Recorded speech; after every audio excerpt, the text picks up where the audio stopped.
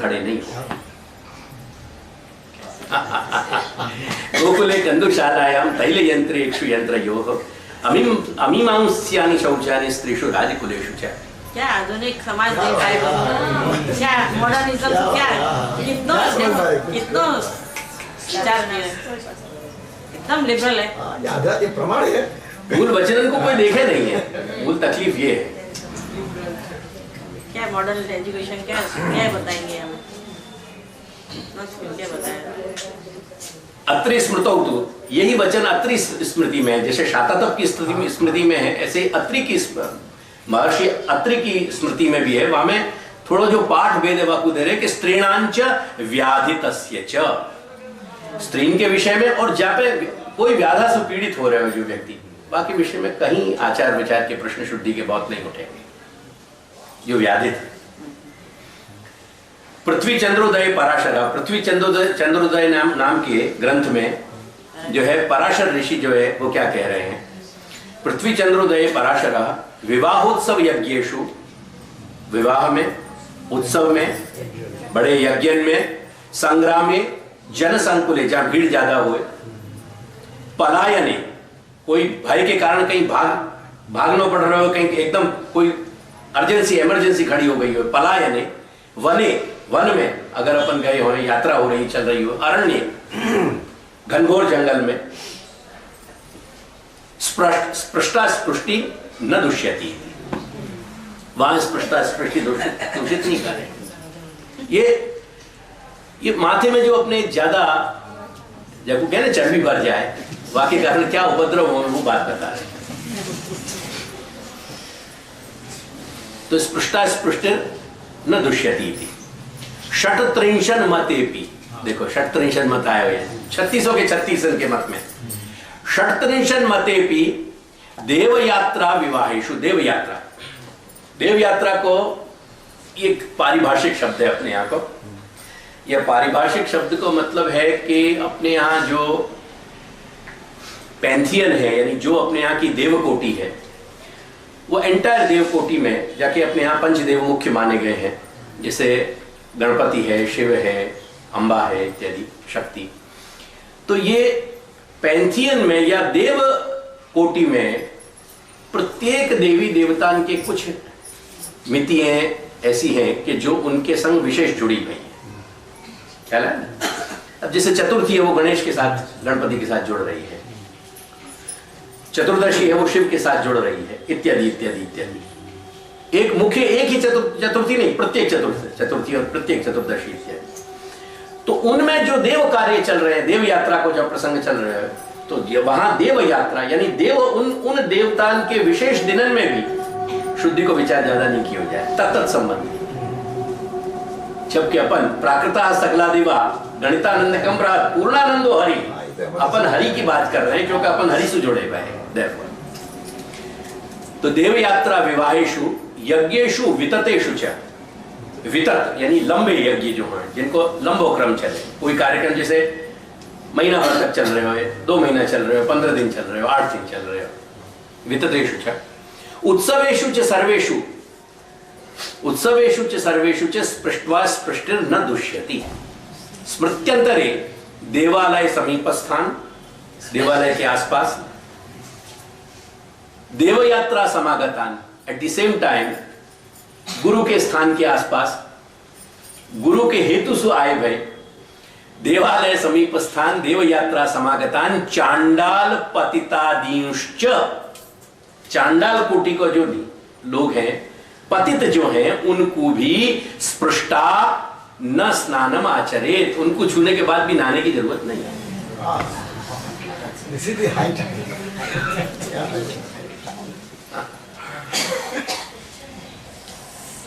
अन्यथा यदि शंकित, और वहां कोई शंका हो कि ऐसा कैसे यहां आकर के भी कैसे जो छू गया तो भी नहाए क्यों नहीं, ऐसी कोई शंका करने वाला उपद्रवी व्यक्ति हो तो आपको कह रहे हैं अन्यथा यदि शंकित देवता द्रोहम आचरित, वो देवता को द्रोह लगेगा।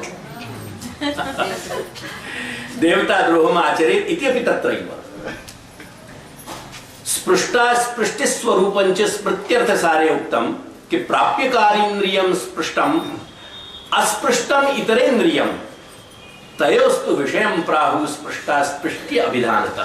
वो कह रहे कि स्पृष्टा स्पृष्टि छुआछूत काय को क्या अपने है छुआ छूत, छुआछूत यानी छूत छिए भय ने छू लियो, वो है ना, वो शब्द प्रचलित भयो। स्पृष्टा स्पृष्टि को अपभ्रंश होके छुआछूत, वो स्पृष्टा स्पृष्टि सुई आया है। तो वो कह रहे हैं कि प्राप्य कारीन्द्रियम, कारीन्द्रियम यानी त्वगिंद्रिय, जैसे जो छूने में प्रधान है अपने, तो जिस स्पर्श की अपनी इंद्रिय है कारीन्द्रियम स्पृष्टम अस्पृष्टम इतरेन्द्रियम तयोस्तु विषयम प्राहु, और तो कारीन्द्रियम स्पृष्टम अस्पृष्टम इतरेन्द्रियम,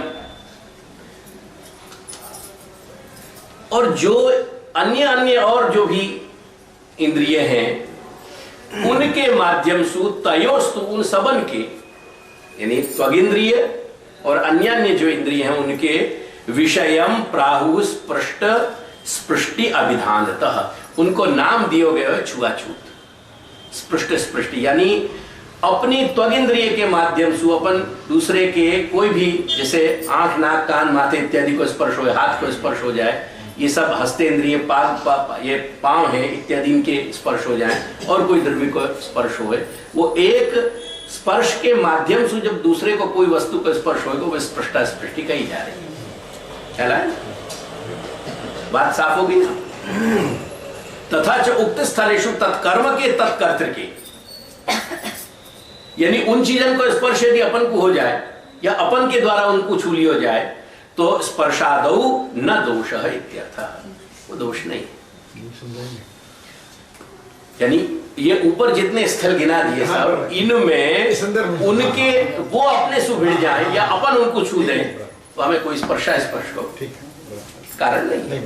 ये मात्र एक दिशाबोध के लिए मैंने एक पॉजिटिव बात समझाई कि जहां पॉजिटिव में जो निगेशन है दोषाभाव को, यानी दोष का अभाव है जहां दोष नहीं है, तो कहने को तात्पर्य यह है कि ये स्पृष्टा स्पृष्टि जो है, छुआछूत जो है अपने, वो छुआछूत को एक मूल आधार ये भी है कि कहां अल्प है और कहां अनल्प है।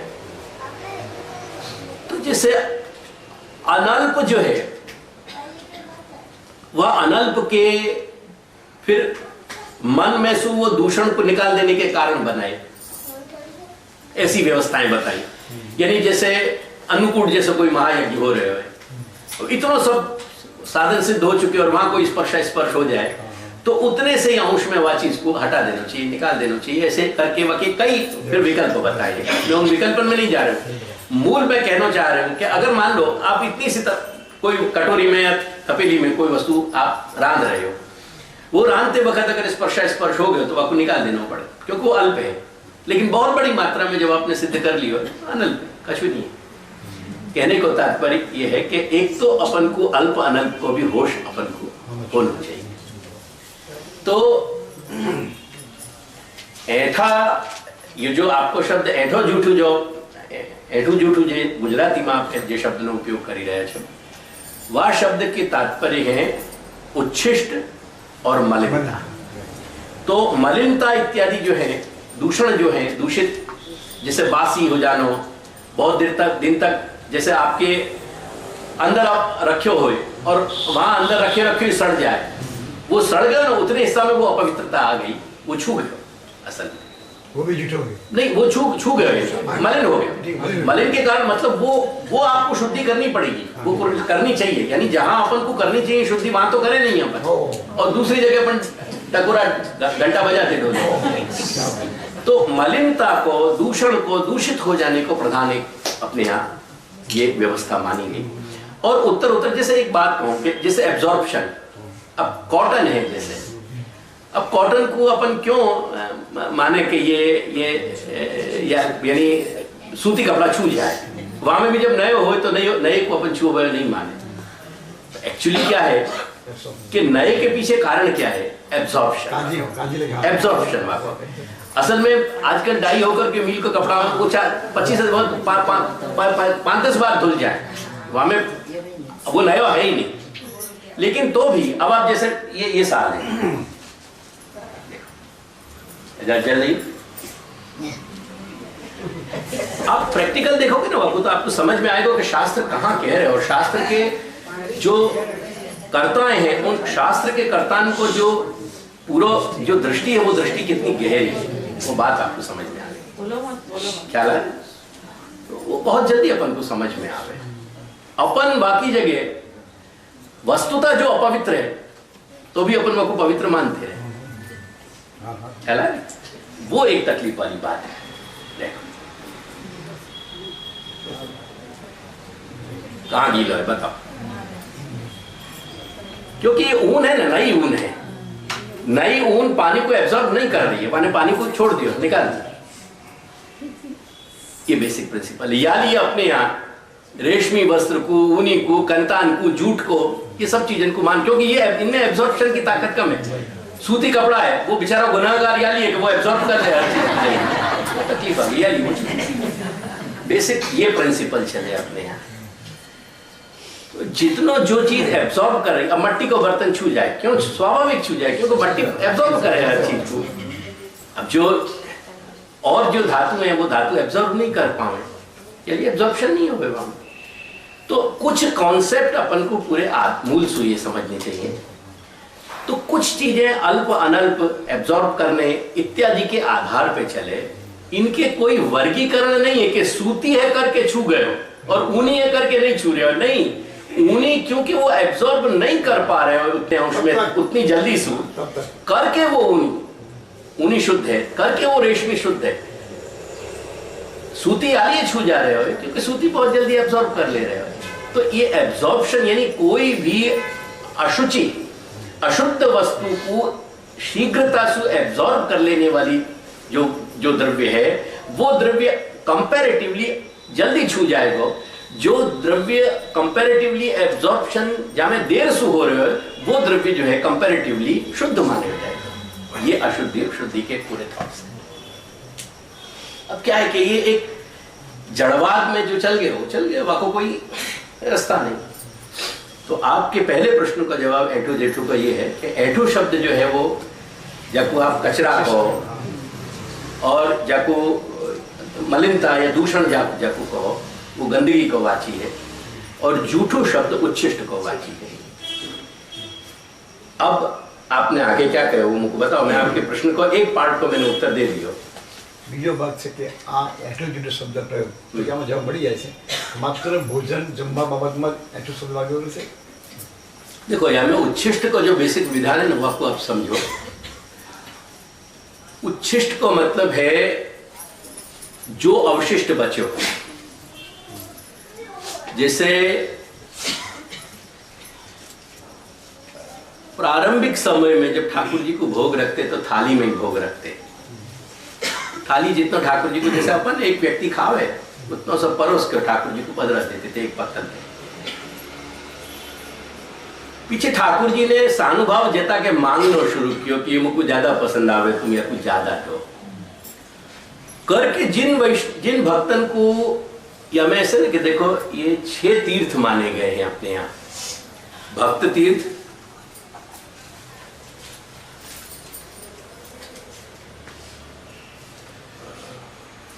मातृतीर्थ, पितृतीर्थ, पति तीर्थ और पत्नी तीर्थ और देव तीर्थ, ऐसे 6 कोटि अपने यहां मानी गई है। तो भक्तन को भी एक तीर्थ कोटि में यानी पवित्र करने वाले इनकी कोटि में अपने यहां माने गए है। तो ऐसे जिनको सानुभाव है तो ऐसे भक्तन ने अपन को बाद के अपन को लेटर काल में जो आने वाले अपन लोग रहते उनको शिक्षा दी नहीं कि भाई क्योंकि अपन को सानुभाव नहीं है, ठाकुर जी की क्या आवश्यकता और क्या नहीं है अपन को समझ नहीं पड़े करके अपन को सब जितना भी अपन ने बनाया है सब सामग्री एक तैयारी स्वतंत्र अलग कर देनी चाहिए और बाकी की सब साथ देनी चाहिए छोटे छोटे बर्तन में, और जैसे अपनी सुविधा हो ताकि ठाकुर जी वहां से ले सके। यानी व्रज भक्त जब अपने अनवसर में उनको पधरा सके। असल में पूरी रसोई जो होती है अपने यहाँ वो ठाकुर जी के सामने सीधी नहीं रख देनी चाहती थी अपने यहाँ, ऐसा काम नहीं है। और जितनों भी अपने यहाँ देव पूजन का विधान है वह में अब जैसे 2-5-10 हजार आदमी के लिए संभार सिद्ध भय हो, वहां में श्री ठाकुर जी को जब जितना भी आ जाएगा वो मर्यादा मार्ग है कि पुष्टि मार्ग है। तुम पूरी सब सामग्री ठाकुर जी के आगे नहीं भी रखोगे तो जब ठाकुर जी आरोप लेंगे, घड़ी आ गई, अपनी घड़ी पूरी हो गई, तो जितनी भी बची हुई सामग्री जो रसोई में रखी है वो उच्छिष्ट होगी, क्योंकि प्रभु के भोजन के बाद जो अवशिष्ट रह गए वो सब उच्छिष्ट है। बेसिकली उच्छिष्ट का ये कॉन्सेप्ट है। तो जूठन के आपको 2 विभाग करने पड़ेंगे, एक जुष्ट और एक उच्छिष्ट। यानी जैसे पातल पे अपन खाने बैठे और कुछ रह गए वो जुष्ट भयो, भोग्यो मैंने वो भोक्त होने के बाद जो भोक्ता विशिष्ट है, या जो भोग यानी खाने के बाद जो बचो रह गया वो जुष्ट है। और उच्छिष्ट वो है कि जो आपने लियो, आपने खा लियो, परंतु जो कुछ भी सामग्री सिद्ध भई है, वस्तुएं जो बनाई गई हैं, वो किचन में जो रखी है ना, वो उच्छिष्ट मानी जाएगी। यानी हम लोगन के यहाँ जो उच्च कोटि के ब्राह्मण थे वक्त जो पांगते श्रेणी के गिने जाते थे, उन लोगों के यहाँ ऐसा विधान था कि जब तक वो नहीं खाते दूसरे को नहीं खवाते, क्योंकि दूसरे को खवा दे तो वो उच्छिष्ट हो जाएगी। ऐसा नहीं है कि हम गोस्वामी बालक होने के कारण, महाराष्ट्री होने के कारण पहले भोजन इनके होंगे, निकाल के रख दो, इतना विचार क्या है, निकाल दो। ऐसा नहीं है कि कोई यह प्रकार के मान सम्मान के लिए पहले भोजन हो रहे हो पीछे भोजन है, ऐसा नहीं है। तो मूल में यह है तो कि अगर दूसरों कोई खा ले रहे हो हमें, वो उच्छिष्ट हो जाएगी। और यदि ब्राह्मण श्रेष्ठ कोटि को ब्राह्मण यदि उच्छिष्ट खाए कोई को, तो वो पतित हो जाएगा। ये सब विधान थे, वो बहुत सारे विधान खत्म हो गया। तो जो पातल पे रखे हो गए है और जो हमने जहाँ पे पातल पे बैठ के खा लिए हो और फिर नहीं खा रहे हो, हमसे कुछ थोड़ा रह गया, वो जुष्ट है, वो जूठन। बेसिकली जूठन शब्द को यहाँ प्रयोग हो गया अपने यहाँ। प्राय अपने यहाँ उच्छिष्ट के अर्थ में तुम्हारे गुजराती भाषा में जूठे शब्द को प्रयोग नहीं हो गए, ना हमारी हिंदी भाषा में हो गए। तो ये बात आपको क्लियर करनी चाहिए कि जूठे शब्द को मतलब है जाकू हमने अपने मुख से भोजन के लिए संबंध बना के अपवित्र हो गए हो, जो जितनी भी भोजन की राशि जो है वो बची भाई जो राशि है वो झूठी है। अपवित्र अपने मुख से संबंध बने तो अपवित्र तो भाई के नहीं बने। आप लोगों क्या वैष्णव अपवित्र तो भाई के नहीं। वो पवित्र कार्य में कैसे वासु आप संपर्क करोगे? इनके यहाँ वैष्णव से प्रसादी के जूठन के बहुत गलत शब्द है, अपराध के बाद में। ठाकुर जी के लिए जूठन शब्द कहना वो पाप कर रहे हैं। प्रसादी को जूठन कहना वो पाप है, पाप कर रहे हैं। कहीं तो सुना मैंने जूठन है। वो क्या कर रहे हैं मेरे विषय, मैं क्या बता रहा हूँ, बता रही इनको समझा रही हूँ। वो मेरे ग्रंथ ने जो बताया है वो मैं बता रहा हूँ, वो मैं जो बता रहा हूँ वो मेरे लिए महत्व है। ये क्या कर रहे हैं, वो मेरे लिए महत्व की बात है। मनुष्य वच्चे वैष्णव વચ્ચે જમવાની ક્રિયા સાથે સ્પર્શ થયા પછીનો કદાચ અપવિત્ર બને, પણ એક વૈષ્ણવ અને ગુરુ, એક સેવક અને એક સ્વામી, એક ભક્ત અને ભગવાન વચ્ચે ભગવાનનું વધેલું બાકી ઉચ્છિષ્ટ એ અપવિત્ર? नहीं, आप कंफ्यूज कर रहे हो। मैं मेरे कहने को ये तात्पर्य नहीं है। मेरे पातल पे बैठ के जो खा रहे हो बाकी बात कर रहे हो।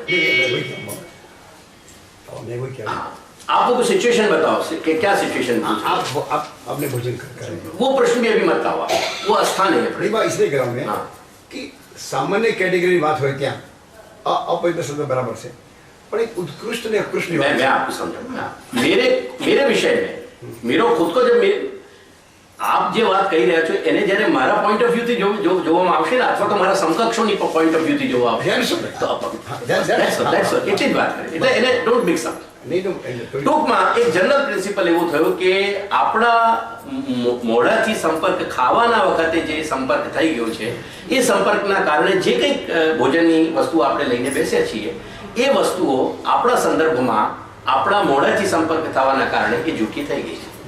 અને તેથી એની જ્યારે આપણે કોઈ પણ બીજું કાર્ય કરીએ એક વૈષ્ણવ જીવન પદ્ધતિમાં તો આપણને એ પવિત્રતા અપવિત્રતાની શુદ્ધિ કરવી જોઈએ।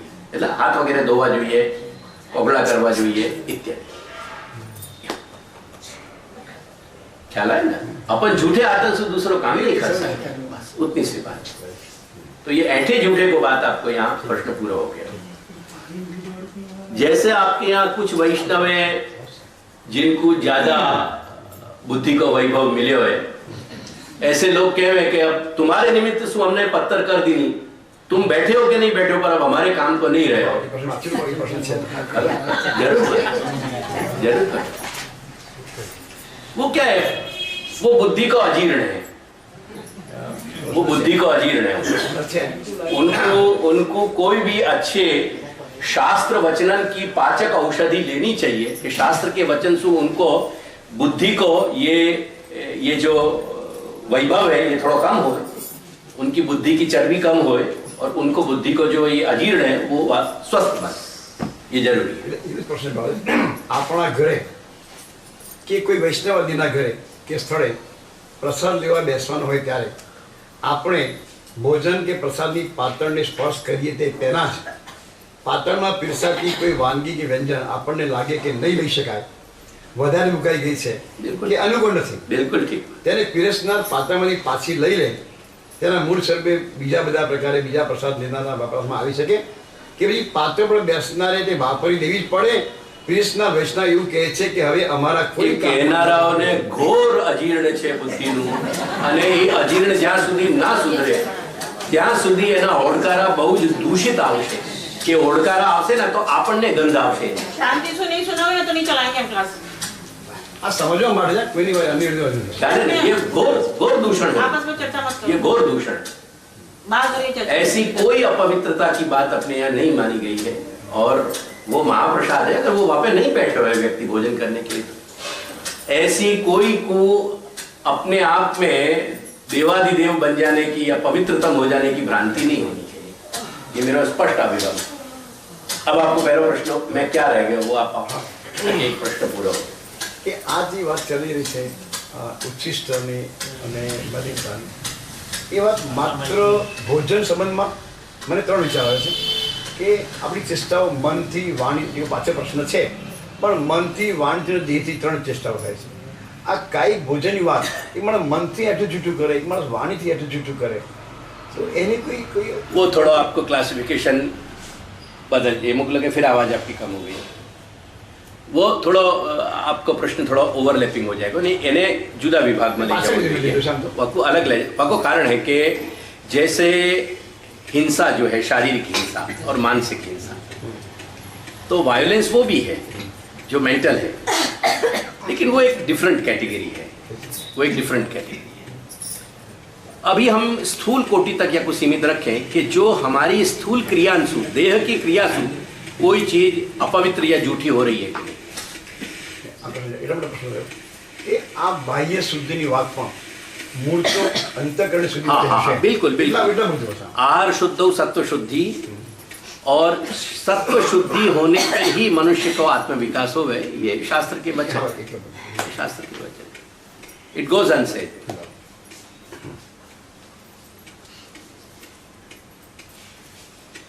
હવે જે વાત છે તે સ્પષ્ટાસ્પષ્ટની વાત છે, સ્પર્શાસ્પષ્ટની, કે એટલું શું થાય ખાવાની આઈટમ, થાળી વાડકી, ચમચી પતરાઈ, ડાઇનિંગ ટેબલ, આખું ટેબલ, ટોપ, ટીપોય, આખી ટીપોય, એટલો જ ભાગ, ફ્લોર પરની થાળી વાડકી જેટલો મૂકે એટલો ભાગ, આસપાસનો 4 ફૂટનો વિસ્તાર, મોઢું, હાથ, બાહુ, કર, આંગળી, અંગૂઠો, એ બંને ડાબો જમણો, कब देखो मुख्यतः अपने यहाँ धातु को अपवित्र नहीं माना गया है। जैसे अब तो प्राय धातु के नाम पे लोहे रह गए हैं, स्टील को आपको स्टेनलेस है, यानी वाकू आप हमें चमककारी, बाकी बेसिकली लोहा है वो। तो थाली, कटोरी, चमचा इत्यादि जो हमारे उपयोग के हैं, ठाकुर जी के उपयोग के नहीं है, मैं उनकी बात कर रहा हूँ। उनमें अगर हमने कोई को दूसरे को खवा दियो तो मजने के बाद, धुलने के बाद, मांज दिए जब जाए, वो मांजने के बाद वो शुद्ध है हमारे लिए। ऐसा नहीं है कि हम दूसरे के लिए यानी दूसरे को खवा दियो ये हम नहीं खा सकें। लेकिन यदि हमको कहीं कोई ग्लानि या हीन भाव है और हमको मजबूरी से कोई को खिला देना पड़े, जैसे एक सामान्य बात समझाऊं कि कोई व्यक्ति नॉन वेज खाता हो, वो अपने घर आ जाए, वह को अपन ने थाली में खिलाना पड़े, अब अपन को एक अंदर से ग्लानि भाई कि यार ये नॉन वेज खावे और अपनी थाली में खा गए ये या थाली को पात्र को निकाल दो, वो निकाल देना चाहिए। क्योंकि शुद्धि को संबंध हमारी अंतःकरण की ग्लानि या ग्लानि के अभाव से है। ग्लानि है तो अशुद्धि है, तो ऐसी कोई कारण हो अथवा तो कोई हीन वर्ण को कोई व्यक्ति हो, वह को खिलाने में ऐसे कोई पात्र आ गए और वह वक्त पुनः अपन को ग्लानि होती हो कि नहीं निकाल देनी चाहिए, निकाल देनी चाहिए। मैं अपनी बात को निकाल दूँ, एक पूरी बात मेरी सुनना। सामान्यतया अपने खाने पीने के पात्र में दूसरे व्यक्ति को खान पान कराए हुए अपने जाति व्यवहार, समाज व्यवहार, समकक्ष व्यवहार से, तो बेसिकली उन पात्रन में अशुद्धि नहीं हो, यानी पात्र वो जो है वो निकल नहीं जाए, वो पात्रन को फिर मांझ धो करके अपन उनको काम में ले सकें अपन। परंतु कोई हीन कोटि के जीवन जीने वाले इनके व्यवहार में वो पात्र आते होंगे और अपन को मन में ग्लानि आ रही है तो निकाल देनी चाहिए। तो पात्र में प्रायः जो धातु के पात्र हैं उनमें ये समस्या नहीं है। अब जो पीतल इत्यादि की और ऐसी कोई बात है तो प्रायः पीतल इत्यादि में अब कोई खावे नहीं, यानी बाकी अपन ज्यादा चर्चा क्यों करें। तांबे इत्यादि में है तो तांबे में कोई पात्रन में मैंने खातो पीतो नहीं देखे अभी। जल वगैरह पिए वह कोई एक अलग बात है, तो वो इतने विषय को नहीं है। अब देखो टेबल की बात आप समझो, शास्त्र की दृष्टि से काष्ठ को जो एक अविभाज्य जो काष्ठ को जो स्लैब है, जो टुकड़ा है, अविभाज्य काष्ठ पे अगर 2 या 3 या 4 आदमी बैठ के खाएंगे तो वो अपवित्र माने जाएगा बेसिकली। यदि काष्ठ के अविभाज्य टुकड़ा पे अगर हम दूधगर, सखड़ी और अनसखड़ी की 3 कोटि रख देंगे तो वो कोटि भी एक हो जाएंगी। ये आधारभूत विषय है, लेकिन आज एप्लीकेबल नहीं है, क्योंकि युग धर्म के साथ वक्त बहुत सारी व्याख्याएं बदल रही हैं और युग धर्म के साथ उनको समझना जरूरी है। बहुत अच्छी बात है कि टेबल पर बैठ के नहीं खाया जाए, पर यदि हम टेबल पे बैठ करके खा रहे हैं तो हमारे खान पान को, रोटी बेटी को व्यवहार जिनके संग है उनके संग के लिए यदि हमने वो पात्र अलग रख दिए हैं खला करके, वहाँ में भी मैं ऐसा व्यक्तिगत रूप में मैं मानूं कि ठाकुर जी के पात्र अपने डाइनिंग टेबल पे नहीं आने चाहिए। ठाकुर जी के पात्रन में सो अन्य पात्रन में रख करके और फिर वो टेबल पे रख दिए जाए, वहाँ में सो आवश्यकता अनुसार अपन को सर्व किया जाए। तो अपने जाति समूह में, अपने रोटी बेटी के व्यवहार के समूह में जहाँ अपना संबंध है, उन लोगन के खान पान के समय वो उच्छिष्ट नहीं मानना चाहिए, तो वो झूठो नहीं भाई। या प्रकार की टिपोई पे के टेबल पर या प्रकार से कहीं कुछ भी चीज़ अगर रखी जा रही है तो उनमें बहुत ज़्यादा नाक भौं सिकोड़ने की कोई आवश्यकता नहीं है मेरी दृष्टि।